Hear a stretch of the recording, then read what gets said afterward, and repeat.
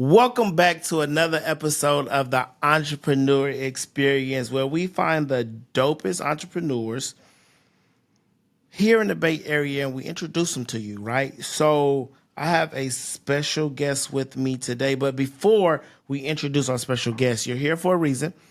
So if you're watching this, you need to like and subscribe to this YouTube channel so you can continue to be introduced to all these dope entrepreneurs and what it is that they're doing.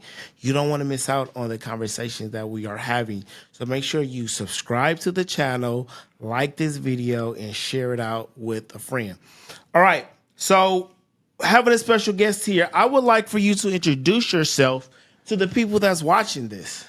What's up? First of all, before I say who I am, let me say thank you for having me. I'm a viewer, a follower, and I appreciate the work that you're doing. I've learned a lot from you, so thank you for having me. I appreciate that. With that, my name is Nicholas Williams, born and raised in Oakland, California. Have had the blessed privilege to move around a little bit. I lived in Atlanta, lived in Minneapolis before making my way back to the Bay Area. And so super happy to be here, and thanks for the opportunity. Yeah. I appreciate you giving me your time, man. We just gonna hop right into it. Born and raised in Oakland, and you said you lived in like Atlanta. Atlanta is one of my favorite places to go. Yep. I love it. So I had the opportunity to go to Morehouse College. Okay. And so HBCU, after how was that? Man, it was the best time of my entire life. There we go. The camaraderie, the building of my character and who I am, just the atmosphere, the positive, the blackness, the opportunities, where you see black excellence, and I needed that. It was awesome. So I stayed in Atlanta, ended up working there, had a few businesses, worked for the city for a while before I had the opportunity to move to Minneapolis. This is all in sort of the parks and recreation field. That's my field, youth development. And then finally in 2016, had the opportunity to come back home and work for the city as in parks and recreation, youth development. Okay. So let me ask this, because as an entrepreneur, me being here in the Bay Area, I travel to Atlanta a lot to go to like different conferences and just for business aspects. From what I see and what I've learned, they are a little bit more advanced in the entrepreneur space than us. So for you being born and raised here in Oakland to move into Atlanta, what was the culture shift like for you? So Oakland is a entrepreneur city. Definitely a hustler city. It's a hustler city. For sure. You learn how to find out what your niche is and get down in it. Yeah. What Atlanta does is it takes the sort of the stigma or the cloud of like a hustle, right? Just this hustle, and just it's a business. Yeah.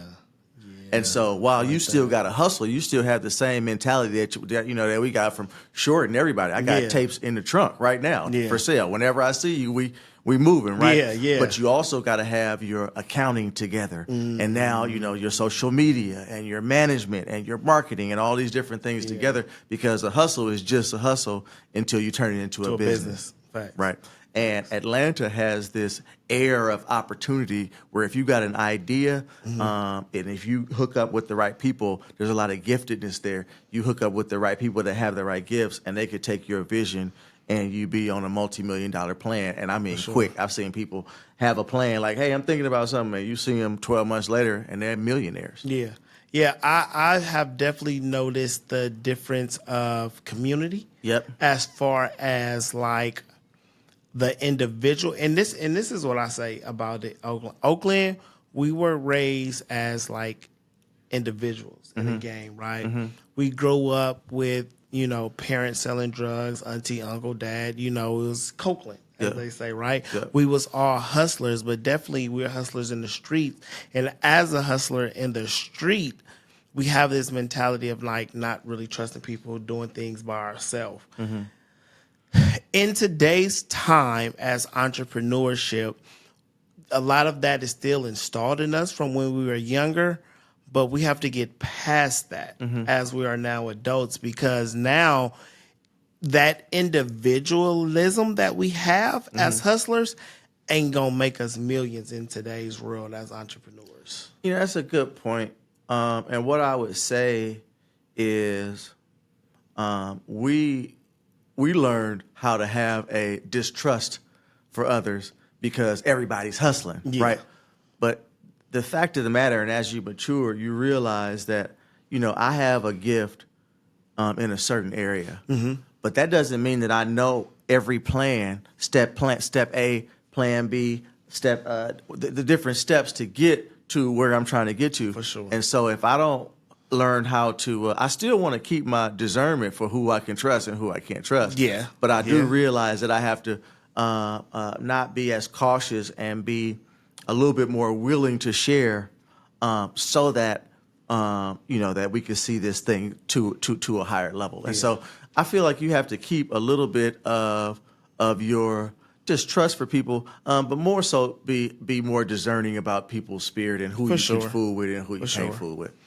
I mean, yeah, right. Because even in the entrepreneur space, in the corporate world, you hear people say like the corporate world is way more cutthroat than the streets, right? Absolutely, absolutely.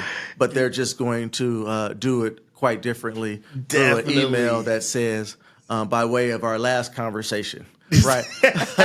And copy everybody else. You know what I'm saying? Yeah. Yeah, man. It's like you hear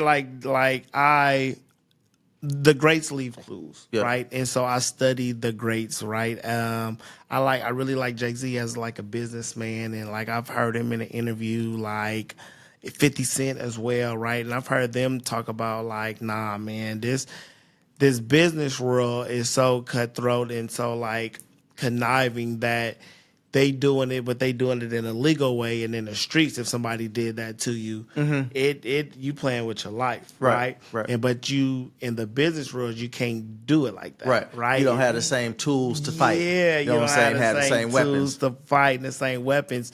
And so it is a difference in the business world versus the street. So I definitely understand that, and that's just always how we are. Like I have like friends and family and stuff that be like, you be posting everything on social media, right? And they just don't get it.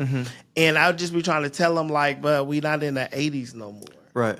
Like we not in the 90s no more. Right. And so like I'm not worried about me posting something or somebody knowing what I'm doing, because I'm not putting that type of energy out in the world, and I ain't doing nothing bad. Right? I ain't doing nothing bad. So it ain't like I'm like, oh, I'm on this block, come see me, this, right? I'm like talking about something business. I'm talking about different things like that. So me being out in the public and transparent, I don't have that concern. Right. And then also in today's time as an entrepreneur, that's necessary. That's necessary, right? We have to be visible. We have to use social media in today's time. Let me ask this. How old are you? 52. If you don't mind me asking. 52. Say damn. So, you right, like Kevin Hart. Damn. 52. Being 52, you grew up in an era, and me as well, right? We grew up in eras where it wasn't like smartphones. It wasn't social media and different things like that. So tell me how you feel about the difference of like when there wasn't social media to now that there is, and it's like such a necessity for us to have it as like entrepreneurs. Yeah. So we're talking about change. Yeah. And change is generally that one thing that creates anxiety in everybody, right? But the fact of the matter is, if we don't change, we would still be writing letters to grandma and sending it through the mail and waiting 2 weeks for her to say, I don't have no bread, right?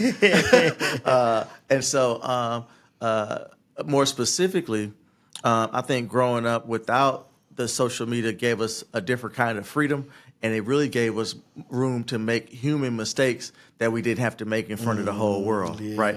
The people kids that are coming up now, when they make regular mistakes, they making them in front of the whole Everybody, world. yeah. And people are judging them for those mistakes when in fact everybody makes, I mean, you learn how to ride your bike. Everybody's going to fall, right? Right, They right. falling in front of millions of people. We just fell in front of whoever was teaching was you how to right ride your there, bike. yep. And so that's transferable to other situations. You know, when we were little and you were kind of mischievous, you get into something, you know, that's just, you work it out. You do that now, the whole world is going to judge. Yeah. It's going to, and it could, you know, absolutely sort of ruin your life. On the flip side, the transfer of information instantaneously can be very, very beneficial if you're in some type of sales or have some product or doing something that you can offer someone. Because this thing of going viral literally can take you from nothing to everything sort of overnight. For sure, right? I always say, like, there's never been a time where you can pick up a device, press a button, and be in front of hundreds of people from all around the world. Right? Immediately, right? Yep. I can be uncensored. I can pick up my phone, go on Instagram Live, and I'm in front of people here, in front of people in another state. I can be in front of people in a different country, and it can be hundreds of people watching me. Yep. And it's never been no time, right? And so, like, as an entrepreneur, like, especially with me in marketing, right? So as a marketer, I help people grow their business with social media, specifically creating content. Yep. And when I get older clients, they hate social media, right? Oh, I hated it. It used to just be so much easier when I didn't have to do all of this stuff. But it was just like, you used to have to like put your name and stuff in like the white pages. I remember growing up looking in like the yellow pages and stuff for different people's phone number and information and stuff. Yep. Now it's just so much easier for you to be found. And it baffles me when people be like, I don't like this. I'm like, this is the easiest tool for you to use to like grow your business. Yeah, and it just goes back to that thing about change. You know, my dad was an entrepreneur. Obviously, he was a school teacher, but he had a tax business that he ran for, 70 years. And he used to pass out business cards. Everywhere he went, he was passing out cards, and he would call it planting seeds. For sure. But he had to plant the seed. He had to touch somebody. He had to be in front of somebody to give them that card. If I have a card now, like you said, I can go online with my card and be in front of millions of people if my marketing or my my machine behind me is doing what it could be doing. And so the opportunities are endless, but it's just a different way of thinking about stuff. Yeah, for sure. I like that you said that, because I think that even though in today's time we have social media, I still feel that we need to do that face-to-face, hand-to-hand, right? I tell people, like, I love social media. That's my thing. That is a lot of time how I make my money. But I'm still outside. I still go to events. I'm still passing out flyers. I still put flyers on cars, right? I still do that because my mindset is the combination of both, right? I can get on social media, I can make content, I can make posts, I can do ads, but that still ain't gonna reach everybody, right? And then it's like, I can get in front of people, I can go to events, I can hand out flyers, and I still won't reach everybody. But if I can do them both together for my business, I am reaching way more people, and I'm gonna do better than a lot, because it's somebody that's only willing to do one, that's not willing to do the other. Yeah. Right? And so, like, for you as an entrepreneur, like, what has been your best way of, like, marketing for you? So there have been a couple of things that have given me sort of like tools. And I've read a whole bunch of books, and you study stuff and you try to follow plans. But to me, it's always been 2 or 3 things that stick out that really help you to define who you are. Sure. And most recently, I heard, stop asking people to buy. Stop pushing the product. Said, just give the message. and let people buy into the ideology, let people buy into what you're thinking about, let people become close to you behind shared thoughts and shared dreams and shared visions. And then when you create these customers or these loyal partners, they'll buy everything that you have. sure.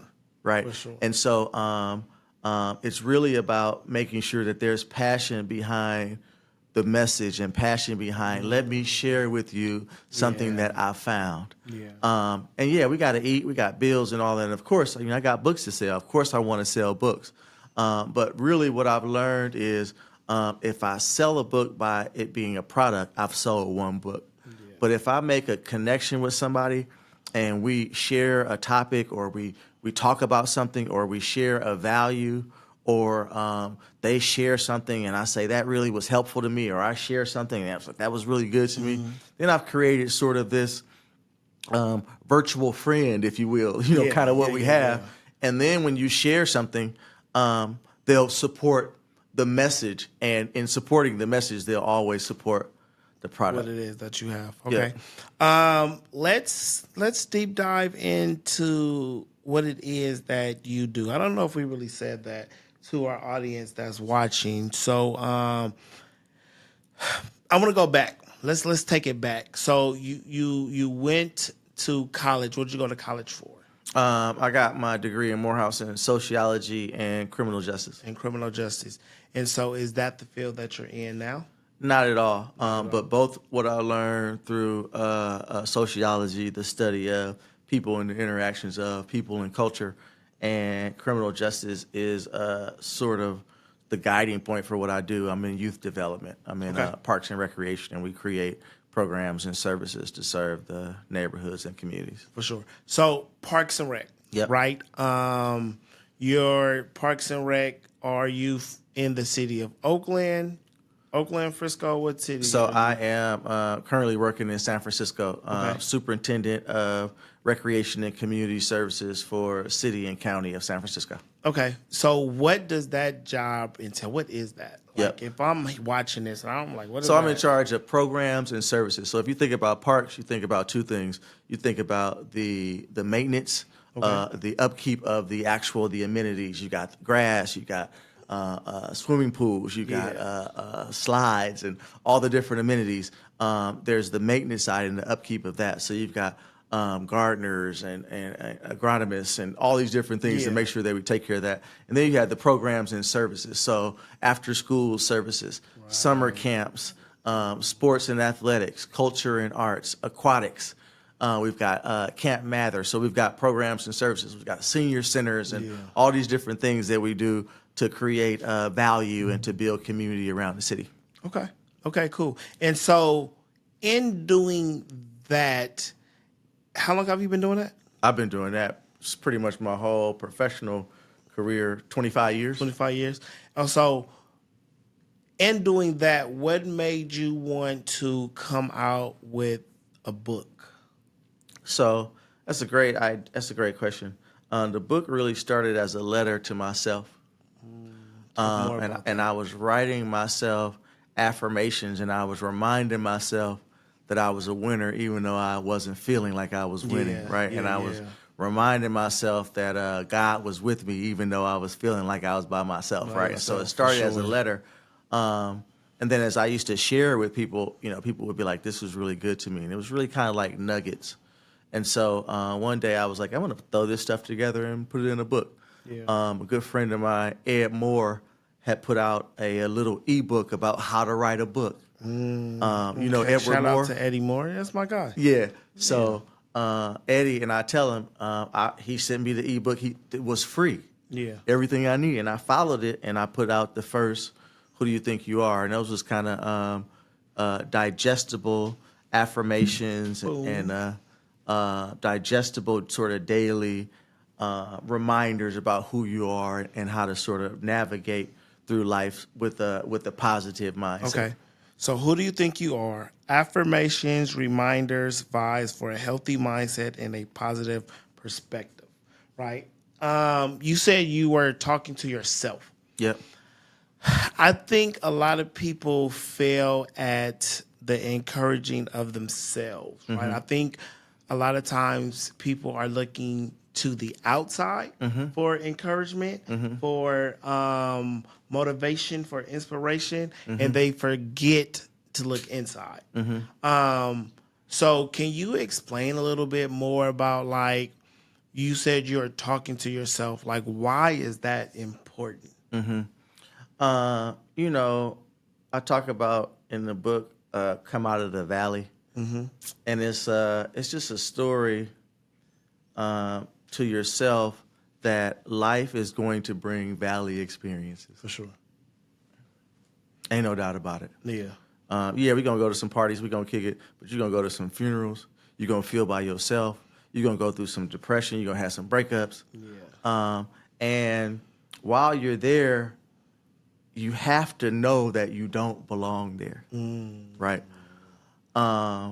Because if you get comfortable there, there's people there that's kicking it. The valley, they growing, they building houses and stuff in the valley. Yeah, right. For sure. For sure. But the fact of the matter is, you have to know that you don't belong there. And so, I guess to be more focused, I was reminding myself that that my situations didn't define me. Okay. I was reminding myself that, yes, I'm having some pain today, but I do have a source of pain relief. Yeah. And so I was just, I was reminding myself of who I was and who I belong to. We royal. Yeah. For sure. Right? For sure. And not only that, we are handcrafted. Right, handmade, hand painted, for sure. Right, and so sometimes your beliefs and not knowing that, and not being tied to that, and not having any faith, and it'll leave you some places where you won't make it by yourself. Yeah. And so it started as me saying, "Man, come up out of here. You know better than that. Come up out of here. You know you got greater destiny than that. This is temporary. Come on, do what you got to do." And I realized that a lot of people was feeling the same way. Yeah. And so we were, you know how the Warriors were like strength in numbers? Yep. Man, it's strength in numbers when you're trying to do good stuff. I like that. That's really dope. Yeah. That is really good. That is really positive. Yeah. I definitely think, like, I'm a big fan of personal development. And mindset, right? I think mindset is one of the most important things, but I think it's like on the last of people's list of things to do. Yeah. When in reality, that if we can get our mindset right first, we can accomplish anything after.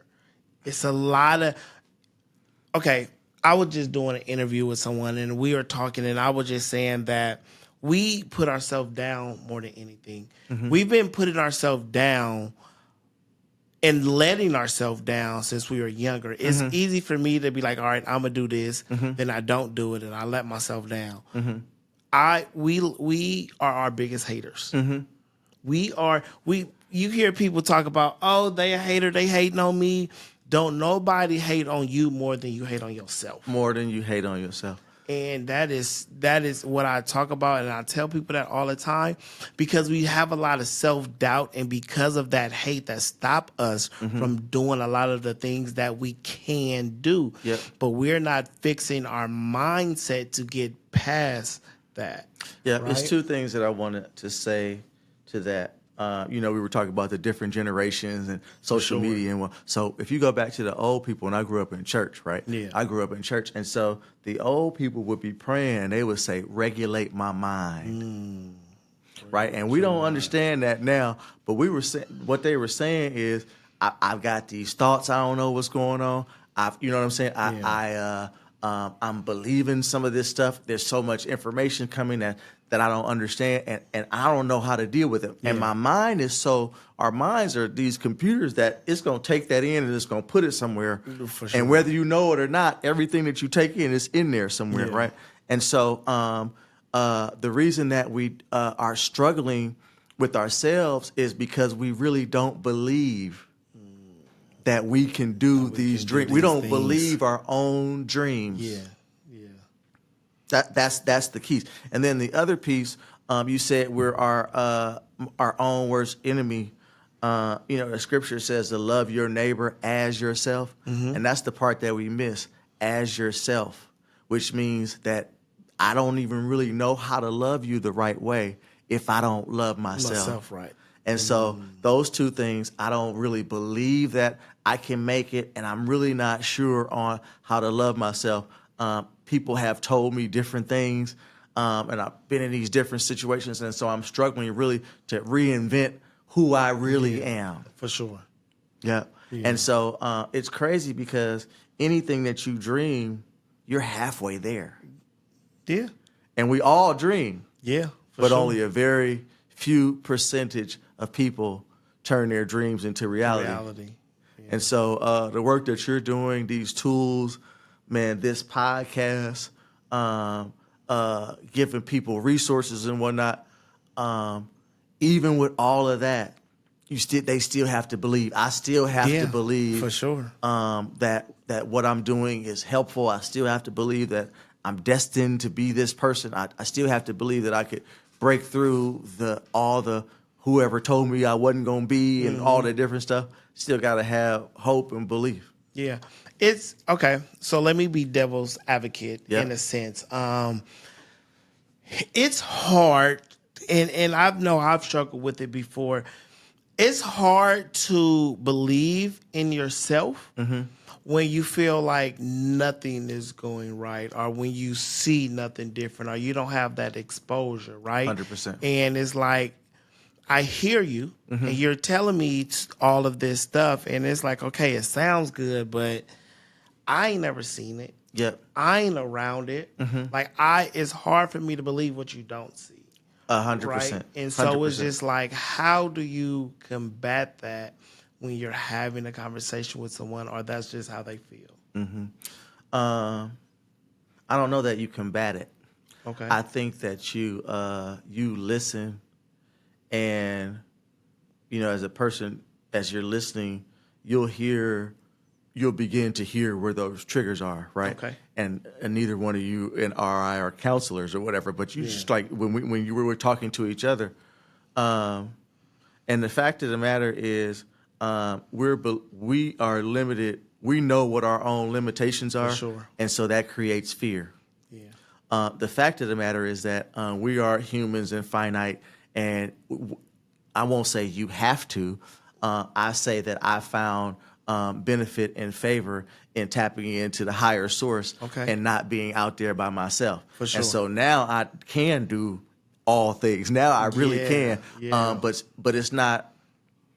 It ain't a trick or a magic wand. Right. You still got to do the work. Still got to do the work. So once I realize, okay, I'm gonna believe, I'm gonna tap in, I'm good. Yeah. Then I'm gonna come and get the tools. Then I'm gonna come and get the resources, right? And so I would say, don't give up on them. I think those are always opportunities to be like, pray about it. Okay. I like that. Yeah. Affirmations. Yep. Affirmations are, it's crazy. They're not new, but they're new-ish as far as it to me. Like, I've always, like, as of now, I know what affirmations are. And we've been saying affirmations and things, but I just didn't know that was what it was called. Yeah. If that makes sense. Yeah. And so now, like, as I'm more into entrepreneurship and I'm watching more podcasts and I'm doing all of the, and I'm learning about mindset, right? I hear this word affirmations a lot, right? And in me hearing this word affirmations a lot now, and I'm seeing what it is, and I'm seeing how it's really like speaking positivity into yourself, that I'm a big fan of it now, right?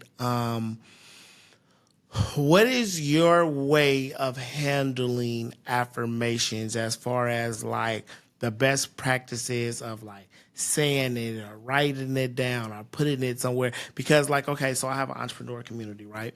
And one thing we talk about is like goals, and right, and goals is in a way is kind of an affirmation in a sense. And I tell them like, write it down and put it somewhere that you can see it, right? Put it on your mirror, put it on. So in my house, from my bedroom, I have to walk down the hallway, I have to pass my garage door, then I get to my kitchen to go to my living room. So I will put things on my garage door because I always have to walk past it. So by me having to walk past that door and seeing my goals and affirmations every day, it helps remind me of what it is that I'm going after. And so that works for me. But I don't necessarily know if that how it works for everyone else. So like, tell me your like philosophy on like affirmations. I like what you said. Let me ask you a question before I answer. For sure. Have you ever walked past your affirmations in a bad mood, or For sure. or feeling defeated? For sure. What did it do for you? It depends. I'll be 100%. honest. It all depends. I'll definitely be Now we honest. there. If depends on the mood that I'm in, I will walk past it and don't even give it a second thought. But I don't care. Yep. I'll see it, but Yep. I'm just upset. I don't care. And you decided Yes, not to deal with it. for sure. Okay. Right? And then there's other times I can be in a bad mood and I see it, or I can feel not in a bad mood, but I can be discouraged. Right? But I'll see that and I'll be like, you know what? That's all I need. I needed that. I needed to Yep. remind myself, right? Yep. I needed to see this. Like, I'm going, okay, I got this goal. I got to push, like, what I need to do today Yep. so I can get closer to that goal. Yep. So the reason I asked that question is affirmations are like a tool of the mind. You can decide to focus here, or you can decide to focus there. And unless there are people that can't make mind decisions. But most of the time you have control over your mind. For sure. And you can literally say, I'm not going to think about these things. I'm going to think on those things that are good. Right. So I'm going to affirm myself. I am this. I will do this. And it's a mood shifter. Yeah. And if you could shift your, the circle is sort of what you believe and then what you think and then how you feel. But we always are operating in how you feel, right? Yeah, but if we could shift how we think, we can control more about how we feel. I like that. I think I am is the most powerful saying that you can say to yourself, especially when you follow it with something positive, like I am smart, I am beautiful, like those typical things, right? But like I am going to be the greatest podcaster in the Bay Area, then move on from the Bay Area to the state, then move on from the state to the country. Like I'm going to be one of the top this, or I'm going to be that. Like you're really speaking positivity into yourself. My marketing is for personal branding, right? And so that's why for me with entrepreneurs, it's always about like my target audience is service-based entrepreneurs. So if you have to use yourself, your brand, your personality to push whatever service or product that you have, like I'm your guy. I'm the one that's going to help you. And so I started this campaign of Build Your I Am. Like I literally got shirts and hoodies that says Build Your I Am. I was calling myself Mr. I Am, right? Because I'm literally helping people build out showcase their personality and build their personal brand. And so hearing you talk about like affirmations and stuff, it really resonates with me because we have to go back into speaking up positivity to ourselves, but we have to really believe in ourselves, and we have to, especially in today's time, showcase who we are, right? And that goes back into what you were saying earlier about the message, right? People buy into the person, into the message more than they actually buy the product. Absolutely. And some people don't get that as far as like entrepreneurship and selling like a service or a product, but that is so important, right? It is so important to speak positivity into ourselves and to really showcase our personality, because even in doing so of that, you could really be helping somebody else out. Yeah. Right. I mean, you just went, so I don't even know how that I don't know how you deep in there with that I am, because it connects you to, we talked about that spiritual connection. And when God says I am, he don't say nothing after that. Yeah. I am. And so because in that, you have the ability to say, I am, and it's the possibilities are endless. Yeah, for sure. And so that's powerful. And the more that you tap into that, the less you tend to be defeated sometimes I ask my own mind, like, do you even like me? Like, you living here with me? Why would you say that to me? You live here. Why would you say that? That's hella funny. You're like, you know what I'm saying? What's going on? Yeah. But you have to understand that the intake of information then comes out in ways that may not be in line with your dreams. Yeah, that's so funny that you said that, because it's like wait, what? I have this little saying that I'll be like, be careful how you speak to yourself, because someone important is listening. 100%. You hear everything that you say to yourself. Right? And then the thing is, it's a familiar voice, so you trust it. And if you're saying something negative to it so often, you're going to believe what it is that voice is saying, because that is a trusted. Because that's you the live trusted with that voice your whole life. The trusted is validated. It carries you through experiences, and it just be wrong as two left shoes all the time. Man, you speaking good, man. You know what I'm saying? So you got to tell yourself, like, that don't align with what I've been dreaming about. Those thoughts are not going to take me to where my dream said we could go. Okay. Yeah, I feel that. Okay, so let's say this. And I'm using the entrepreneur as in this, and I believe at looking at your book, it can be helpful to anyone. Mm-hmm. But the target audience for this is really entrepreneurs, right? Yeah. So let's say I'm an entrepreneur, and I meet you, mm-hmm. and I see your books. Mm-hmm. Right? And I want to talk about the first one. Mm-hmm. How can this book help me? Like, if I'm coming to you and I see this book and I'd be like, who do you think you are? And I'm looking at it and I'm like, okay, like, this is cool. Like, how can this help me as an entrepreneur? So this first book is what I call digestible chunks of positivity. Okay. I like that. They're all maybe a one pager, sort of one thought, and it's just something to ponder. It talks about courage. It talks about grief. It talks about me growing up when my dad giving me a kiss on the forehead every day, and how that shaped me, and how I then kissed my son on the forehead, mm-hmm. And how it shaped me. I talk about.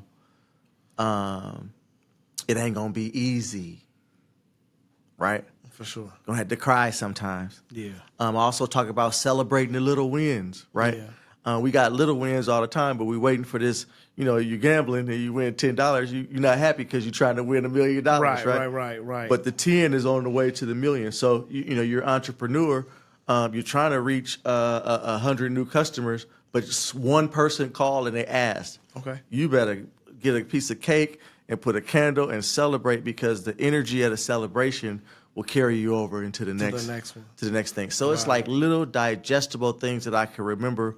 It's small. Most people that buy it, they keep it with them. Like, hey, I needed something and I just opened it and I just grabbed something.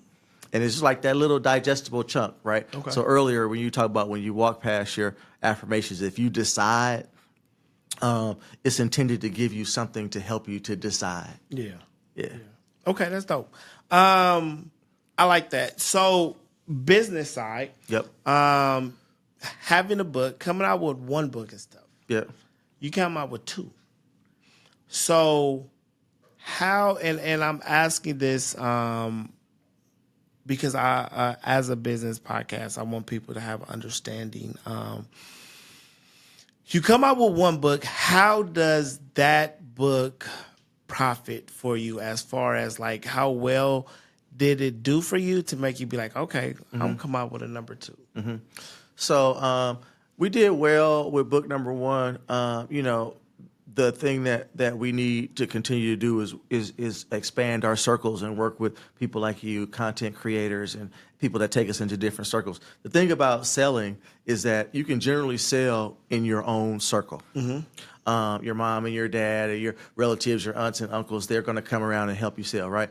The goal then is that people in that circle would then introduce you to another circle, and then another circle, so that you can grow. And so, did we sell 1 million books? Not at all. You know, we sold enough books to pay for the production of the books, and sales have been really good on book number 2.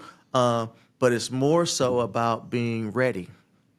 And when it comes to entrepreneurs, sometimes we want this big thing to come. Yeah. But when it comes, we're not ready. We're not ready.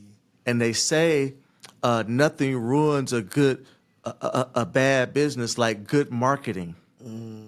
Right? You go on Groupon, you get this discount. So now on Saturday, you got lines out the door. You ain't never even cooked that much. You don't know how to do it. Customer service is terrible. So your business, you're done. You're done. That is so funny. So my next venture takes me into being ready with additional content, because as we continue to grow, and as we continue to lift our profile and feed people and be kind and volunteer and galvanize, the circles are growing. Yeah. And I want to have the content ready to feed those circles.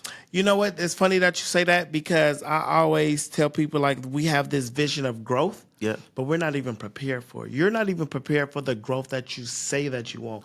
You don't have the systems in place. You don't have the numbers and all this other stuff in place. You ain't even got no credit card machine. You ain't even got a credit card machine, right? So let's say like this, okay. You have hoodies, right? You have a clothing brand, right? Let's say someone famous, let's say Oprah, see this, your hoodie, and be like, I like this. And she throws it on and she promotes it. You get 100,000 orders overnight from Oprah. You don't even know what to do with that. You can't fulfill it. You don't even know where to go to fulfill it. The local print shop down the street can't fulfill that. They can't fulfill that. Then you've created customers who are trying to buy in, but after a little bit, it'll ruin your business. Now it's all the negative reviews, because now it's been a month and I still ain't get my stuff. Yeah. And so I try to tell people, like, yeah, you think you want the growth, but you're not prepared for it. You need to prepare yourself for it. Because I asked that question to some of my clients. Is like, if you get 100 customers, how can you ask for 100 customers and you only got 30 hoodies at your house? Yeah.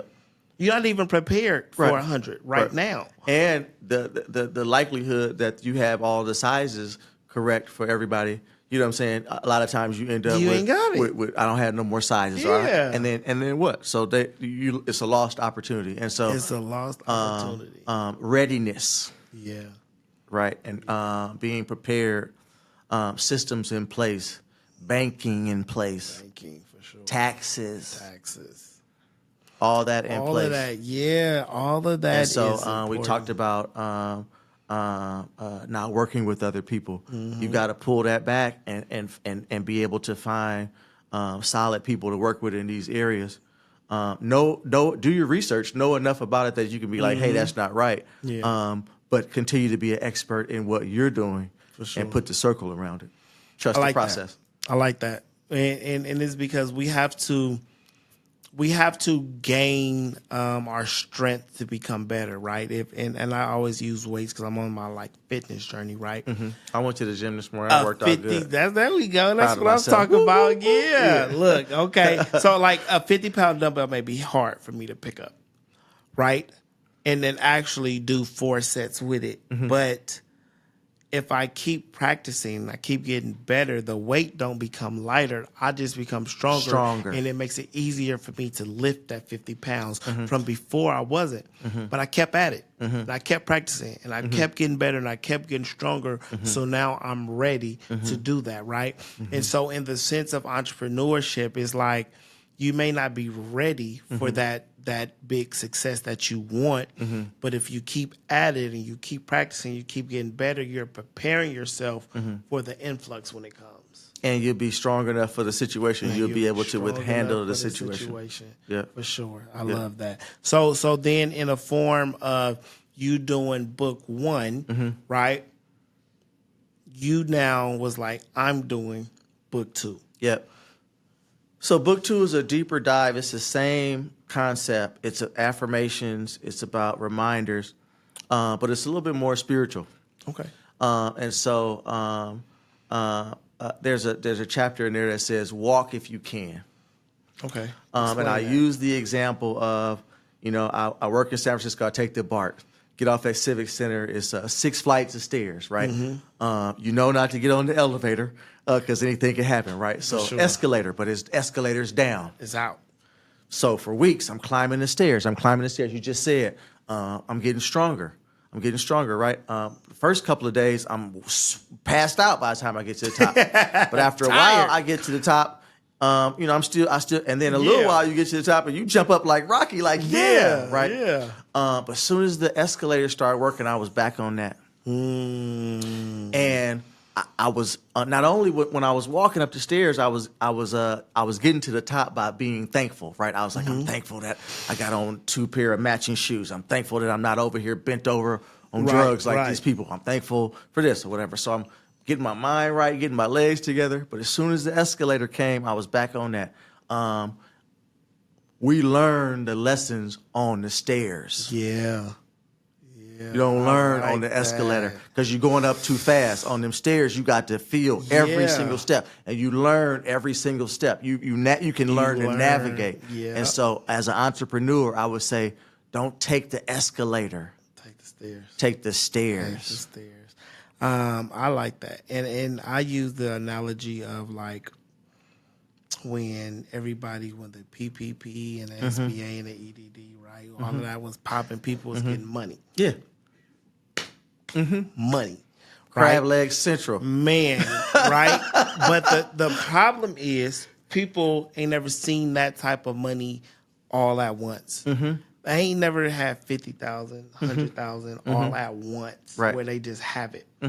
So to them, it's a lot of money. And because when you look at something as a lot of money, you spend it as it's endless because to you it's a lot. It's a lot. But the problem is when you spend it and it's gone, you don't know how to get it back. Correct. Because you never got it the proper way. You didn't take the stairs and figuring out how to get to the top. Yep. You took the escalator and just got you there. Right. And then you got there and you spent it and I was gone. And now you like, how do I get it? Because that taste of like being able to do what you want when you want and not having to struggle is a really good feeling. It's a great feeling. It is a great feeling. And now that it's gone, you are fighting for that high again, but you don't know how to get it because you took the escalator to get there, not the stairs. 1,000%. And then related to, sort of growing a business, a lot of times you know what the next step is, but you don't have the finances for it. For sure. That don't mean that. So you put it there, and you make sure that when you get a little change, you save up for it so you can do it.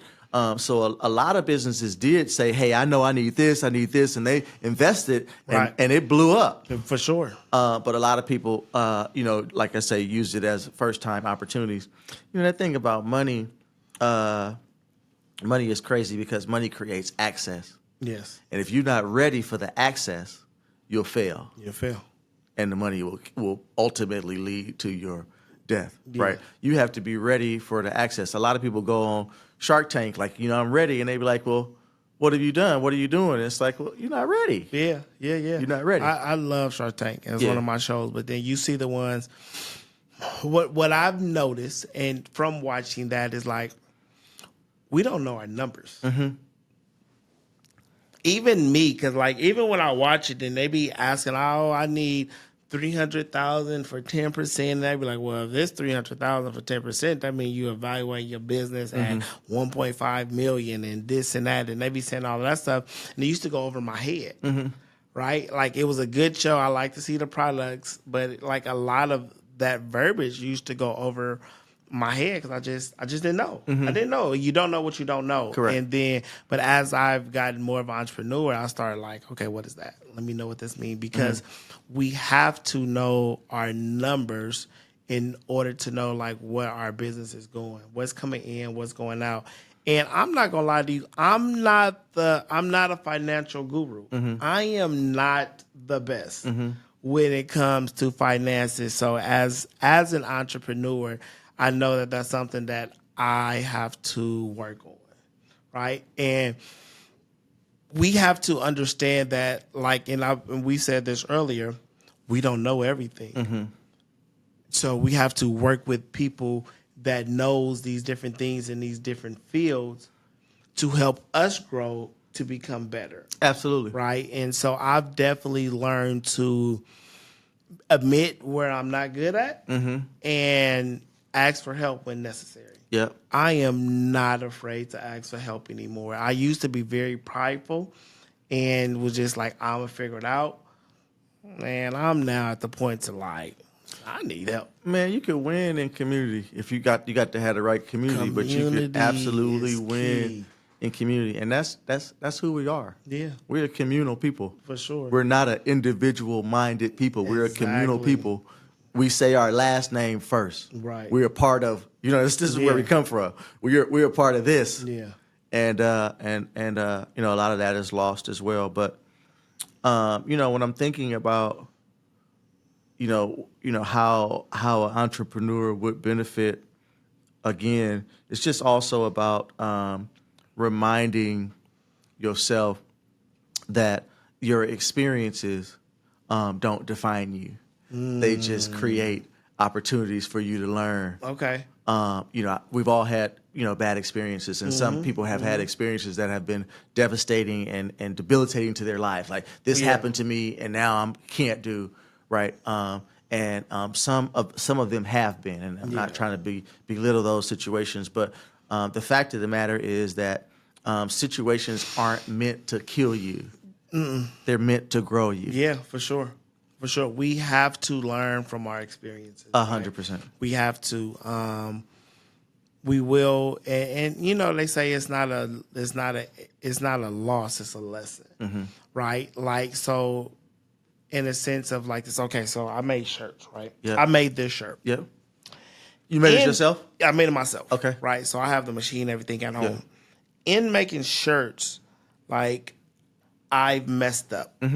Weeding the vinyl, I've messed up. I took off a letter or something like that, right? Or I forgot to take off a part and left it. So I forgot to take off the middle of the O, so now it's full. But because I made that mistake, I learned how to correct it. So now if I slip my mind and I forget and I mess up, I now know how to correct it. I now know to put the iron on the inside of the shirt to warm up the back, so now I can weed the vinyl off the front from the part that I messed up on. Without tearing the whole thing up. Without tearing the whole shirt up or throwing it away. Yep. Because I've made that mistake, I've learned how to correct it if I make that mistake again. That's why making mistakes is so important, and you learn from them, so therefore you know not to make them again, or when something goes wrong, you know now how to correct it. I can fix it. I can fix it. I got it. I got it. And so, anytime you can tell yourself, I got it, then you winning. You winning. And I think that's the importance of, like, making the mistakes and learning from them. And then the thing is, now that I've made the mistake, I can now teach other people how to avoid that mistake. Or I can teach them, if you do this, this is how you correct it. Right? I try to teach people there's nothing in this world that we're going to go through that somebody else ain't already went through. Ain't nothing new under the sun. That they ain't put in a book somewhere. That's why reading is so important. And that's why I really like that you have this, because the answers that we have, the answers that we're looking for is out there. Somebody put it in a book. Somebody said it on some type of podcast or YouTube video. And ain't nothing I'm about to do. We still read books to this day that was written 50, 60 years ago that's still relevant to today's time. More relevant now than who you were speaking to. That's the beauty of the book. that it's everlasting. And some of that stuff that them older cats was talking about is heavy and very necessary trying to navigate where we are today. For sure. Do you have anything coming up? Do you have anything that if someone is watching this, they like, man, he dope. What do he got going on? Yeah, so we're putting together, going to Atlanta in a couple of weeks for a Parks conference, and I'm going to do a book signing there in the city. It's going to be on Tuesday night. I get the date. I believe the date is October the 7th or 8th. Okay. I'll share information. For sure. Book signing there. Obviously, I'm a minister at Fame, Oakland, and so there are times when I'm preaching or teaching, working with the word, and always want to share the word. And then we have Be Cool. Be Cool is a clothing line that has sort of 5 principles behind it. Those principles are courage, compassion, change, cultural agility, and commitment. So the 5 C's. The 5 C's. And this is also a part of a coaching, mentoring piece that we're pulling together, helping people to evaluate their lives using these 5 principles, but also approaching situations using those 5 principles. So what does this situation call for? It really just calls for me to be compassionate. Okay. Other than that, man, I'm growing and building. Finna tap into you, get some of them tools, get my content and stuff together so we can build. I'm growing like everybody else, so I'm happy to be here. What and this would be the last thing. Be Cool. Yeah. Where does that come from? So, Be Cool was a brand I started with a good friend of mine, Kim, and he still has the Everybody's Cool. Mm-hmm. But Be Cool is more of an action-based approach to life change and to life awareness and to self-awareness and to self-development. Okay. And so, again, with the 5 C's, thinking about opportunities and just real briefly, like courage, what does that mean? To be strong. Sometimes strength means I have to unlearn something that I learned. That's big. That's big. Yep. Cultural agility. Everybody that I fool with is not going to be black. Yeah. They're not. I mean, if you trap yourself into one different thing, you're going to be a small-minded, a small thought, right? Think about cultural agility as something as simple as chicken. You don't want fried chicken all the time. You want some baked chicken, some chicken cacciatore, some fried, some chicken on salad, some Chick-fil-A. You know what I'm saying? Right. So culturally agile just makes you stronger. Then for the entrepreneur, that commitment thing. This is a journey. Yeah. We got to see it through. For sure. Yeah. For sure. Yeah, I like that. I think we should add a 6th one, that consistency. Come on with it. Let's talk about it. Come on. I'm gonna add one. Listen, plus one. We got the 5 C's plus. Right. Terry, add the 5 C's. PS. One more. Yeah. Because I know consistency is one of the hardest things for people. Yeah. Right. And that's in anything that we do. Consistency really matters. And so, like, even the simple fact of like affirmations and stuff like that, it only works if you're going to be consistent with it. Absolutely. Right? The mindset, the change of the mindset, the positivity, all of that is only going to work if you stay consistent with it. Yeah. And it'll be days that you walk past it. Yeah. And that's human. Yeah. And that's fine. But for the most part, you go back and get it and grow. Sure. For sure. Yeah. I appreciate you for coming on. This has been a really good conversation. Because I think that like I said, mindset is the most important thing. And I think what you have is a cheat code for that, right? And so if anyone is watching this and you're an entrepreneur, like these affirmations, these reminders, this positivity from his books is really the cheat code for you to get past anything. For you, because nothing, and I say this, like every time I put on an event or a conference, the first person I have to speak is someone that can talk about mindset.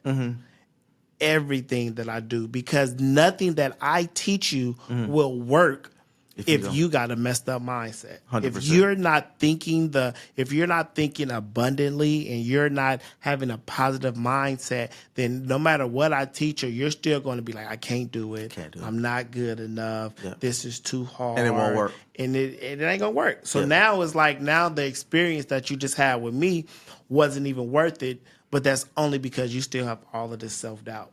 So I think that what you have in this book that you have is the cheat code that every entrepreneur needs, man. So I want to commend you for what it is that you're doing and what you have, because it's the most important. It is definitely the most important. One love, man. Yeah. One love, and God bless. So I appreciate that. Can you give some words of knowledge to someone that's watching this, that have watched this episode and like really enjoy what it is that you said? Can you give them just some knowledge, some advice, something positive, something from you to them? Yep, I'm happy to do that. Thanks for the opportunity, and thanks for having me. Believe in yourself, believe in your dreams. What does that mean? Don't give up. Your dreams are, that's your spirit speaking to you about the things that you are in love with and your passion and what you're feeling and what you're thinking. Don't give up on those dreams, but don't give up on yourself. The minute that you get something in your mind that you want to do, you're going to face all these obstacles. It's like a test. Pass the test, because you're winning for yourself. It's not for anybody else. It's for you to feel complete and to feel like your life had meaning and purpose. And your dreams are your opportunity to realize that dream and purpose. So don't give up. We really need whatever it is that you're doing. We need it. You can be the absolute best at whatever it is. And so don't give up. Don't give up. I like that. I appreciate that, and I definitely want to say I agree. Don't give up. What you have can be life-changing for someone else, but if you're not putting it out there, you're doing a disservice for your community. 100%. So definitely. Can you tell the people how they can find you? How can the people find you? How can the people follow your journey? How can the people buy the book? Thanks a lot. So we got the website, obviously, JNWSR. That's my name, Joseph Nicholas Williams Sr. So JNWSR.com. And you can follow links to get the books there. You'll learn a little bit about Be Cool, and also some links for some other stuff that we're working on. So I appreciate it. I hope that this is helpful. I've learned a lot from you. I'm going to dig in more. So I'm about to be, I was your number 2 fan, I'm number 1 fan. Move over fans are coming through. That's good. God bless everything that you're doing. You are a blessing. Anybody that's coming with information or ideas or resources to help somebody else, that's magical. And so we need that magic. Thank you. I appreciate that. That means a lot. Thank you for watching another episode of the Entrepreneur Experience. Again, this is another dope episode with an amazing entrepreneur here. Make sure you follow. Make sure you go to the website. Make sure you patronize, not support, patronize his business, because what he has is worth every penny that he's selling it for. And we will see you next week on the Entrepreneur Experience. So like, subscribe. We'll see you later. Peace. Peace.